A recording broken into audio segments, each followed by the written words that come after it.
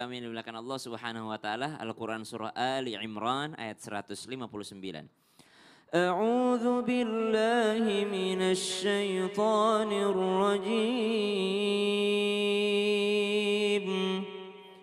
Fabima rahmatin minallahi linta lahum walau كنت فظا غليظ القلب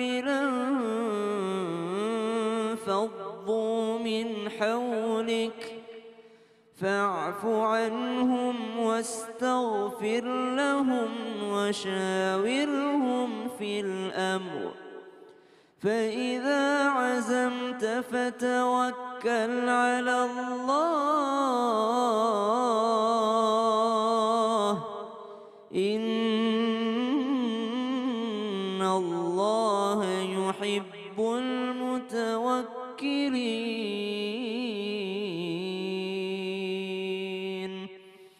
Nabi Shallallahu Alaihi Wasallam disebutkan dalam ayat ini adalah manusia yang paling rahmah, manusia yang penuh dengan kasih sayang, manusia yang penuh dengan rasa cinta. Dan Nabi Shallallahu Alaihi Wasallam mengingatkan kepada kita semua umatnya bahwa beliaulah yang paling sayang, paling perhatian, paling bagus akhlaknya, bukan hanya kepada para sahabat radhiyallahu anhum ajma'in, bukan hanya kepada para umatnya, tapi juga kepada keluarganya. Maka Nabi adalah sosok suami terbaik yang pernah Allah ciptakan di atas muka bumi ini.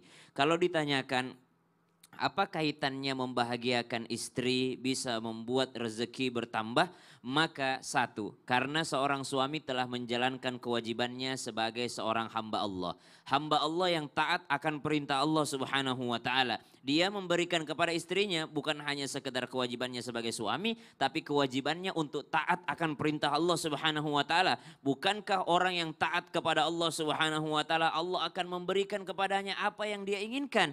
Bukankah Allah berfirman di dalam Al-Qur'an, "Wa may yattaqillaha yaj'al lahu makhraja wa yarzuqhu min haitsu la yahtasib wa may yatawakkal 'ala Allah fahuwa hasbuh." Ketika seseorang bertakwa kepada Allah Subhanahu wa taala, maka Allah akan berikan jalan keluar dari setiap masalahnya. Allah berikan solusi dari setiap masalahnya dan Allah berikan rezeki dari jalan yang tidak ia sangka-sangka. Bukankah sosok seorang yang takut dan taat kepada Allah Subhanahu wa taala digolongkan orang yang bertakwa? Maka ketika memberikan kepada istri, usahakan niatnya karena taat kepada Allah Subhanahu wa taala, karena takut kepada Allah Subhanahu wa taala, bukan takut kepada istri. Takutnya kepada Allah. Dia ngasih kepada istrinya, kenapa engkau kasih kepada istrimu? Aduh, takut kepada istri. Oh, salah niat.